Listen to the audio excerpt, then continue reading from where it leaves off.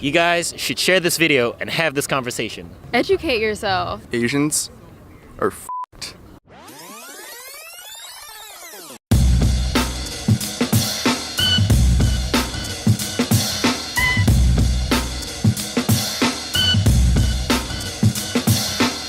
What's going on, everybody? David Fung from the Fung Bros here. Now, there are a ton of hot button issues going on in America right now, but very few of them, if any at all, seem to involve Asians. Today, we're gonna be asking people, do they care, what they think, and what we should do.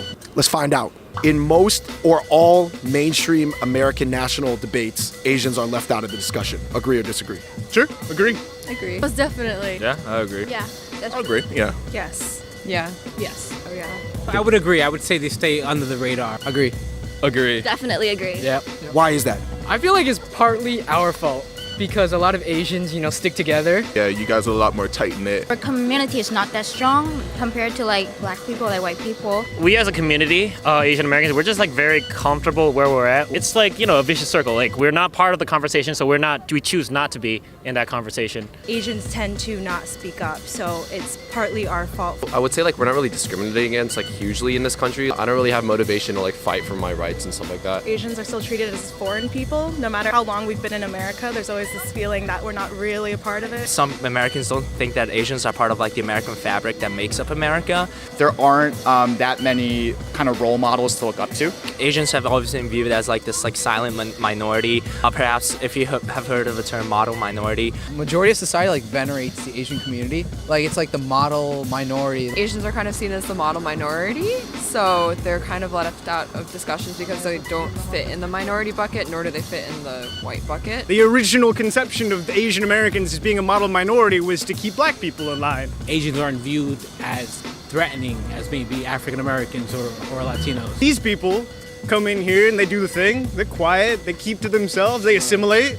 Why can't you? It's kind of like the frog in the boiling water, where if you slowly heat up the water, the frog doesn't jump out. We're slowly kind of being edged out of representation, but in the end, we still get boiled. What's one thing you think that Asians enjoy about kind of being under the radar? I mean, we have so many things to do. Like in our daily lives, we have a lot of errands. So many things to focus on. We are super materialistic. We get too bogged down with this stuff. We kind of tend to forget that we are not the only minority group in this country. Asians, if it doesn't affect us, we kind of don't care about it. One of the pros is that you kind of feel like you're more connected to your little subculture. It does make it easier for us to kind of just slip by. I'm fine living under the radar too, because in the huge news stories, you don't really see an Asian headlining the news. So I'm really fine with it. Personally, I'm not that under the radar, but I know when I can be, in a situation. You know how to use it. I know how to use it. When the cops come? Racial profiling is a thing. It's not that I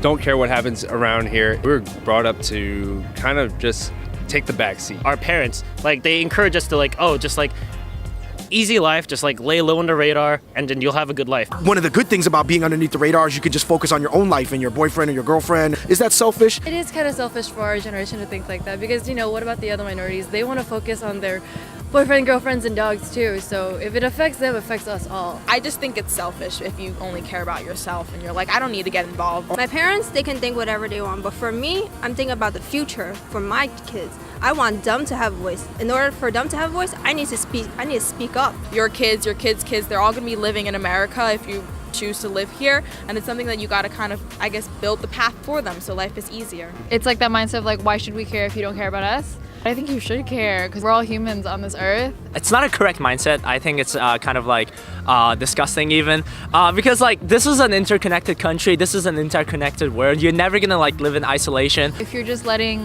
these change makers do their thing, how are you being a productive member of society? So what do you think are some things that could be done? Get involved as much as you could in any sort of volunteer, service community, anything. I think it's exactly what he just said. Just get involved as much as you possibly can. And it does not matter about which way. It doesn't matter because it doesn't matter what you're saying as long as you make yourself heard. Don't be afraid to speak up. Don't feel like you have to stick with the stigma. Sharing your story with others, but doing so in a respectful way, and also listening to other people. Just start conversating with other races a lot more, include them, and then as that happens, you guys will appear a lot more social. I think it would help for people to get out of their bubble, not only hang out with other Asians, especially other Asians of the same race. Get involved, get aware, educate yourself. I think opening up is definitely key. I think is having the confidence to stand up for your own beliefs, whatever that is. Now, the next time that you actually have something on Facebook, on Twitter, where you're just like, that person's a moron, go out and engage with someone that shares a similar belief. Try and hash that out in person. Ooh, you are daring Asians to do something that they hate doing, which is take activism outside of Facebook. It's easy to have an opinion, but it's hard to say like, I need to do something with this opinion. Like the least you could do is just like have a conversation with your friends. You guys should share this video and have this conversation. I was just about to go get like a donut and I stopped to do this. So I think everybody can get off their ass for a moment. Go more into media, go more into the arts, show the world that we're not just like foreign doormats. It becomes reframing these things as basic human decency and standards that we hold ourselves to voluntarily, not because someone else has a gun to our head. Do you think it would help to see more crazy, like ratchet Asians in media? Hell yeah, that's funny. Yeah, more ratchet. Could I say that? Probably not. I mean, yeah, I agree. Yeah, we should. Yeah, I'd say so. I mean, to some degree, just a controllable level. Oh no, not really. No. No. I think we have enough of that already. You know, it might actually work. I definitely think you need it. I think when I saw Rich Brian Now came out, I was like, yes, it's showing other Asians, like they don't have to stick with their like stereotype. I don't think like ratchet is maybe like the right description. I think definitely like more like outspoken Asian people. More Asians should be what they themselves want to be, rather than what the culture expects them to be. The ideal situation actually would be having really positive role models in every industry. That way, whatever it is that is your ambition, you see someone that you can look up to in a positive light. Do you volunteer to be that crazy ratchet Asian? Yeah. Hell yeah. No. I need to go to law school. No. Nah, it's just not me, you know? I wouldn't. I can't do that. I mean, I don't have it in me, but there's probably people out there who are like that, yeah. Optimistic, pessimistic about the future and why? Optimistic.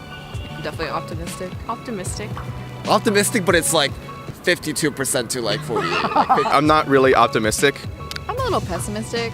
Although there's a lack of tragedy, I guess, in the past century, it's the most okay to be racist towards Asian people. Like doing like a black accent will always be offensive, but doing like an Asian or an Indian accent will never not be funny. Asians are f***ed. Yeah, like the younger generation, like we were talking about, they're kind of getting the ability because they're already kind of established. They don't need to worry about surviving as much. So they have the freedom now to engage in these conversations. The fact that we have several people in the House and Senate that are Asian American, that is a very good sign. It's a bright sign for our future as not just Asian Americans, but as an American. I'm actually from Hungary, and I got an excuse for myself, but you guys who are American citizens, you guys ought to do more than this. Come on, guys. All right, you guys, thank you so much for watching that episode of Fung Bros on the Street. Today, I was asking people if they felt Asians were involved in mainstream national issues in America. I do think that the common thread at the end of the day was that a lot of people know that Asians should be more outspoken and definitely change the way that we are perceived in American society on a widespread scale. People were a little bit intimidated about what it would take to make the change that they want to see happen. At the end of the day, I would just like to say that you personally may not want to be the person who stands out, but definitely at the very least try to support those who do. In the comments section below, make sure you let me know how you respond to my questions today, as well as any other thoughts that you might have on this issue. This is David Fung from the Fung Bros. I'm in New York City, and until next time, thank you again for watching. I'm out. Peace. The reason you have to be optimistic is that if you were born at any moment in human history and you didn't know what you were going to be born as, ethnicity, gender, you would pick 2017. You can hold that in head with the very diametrically opposed idea that this is still shitty, that we can do better, that we have to do better, but that we are still progressing. And that's something worth hanging our hats on.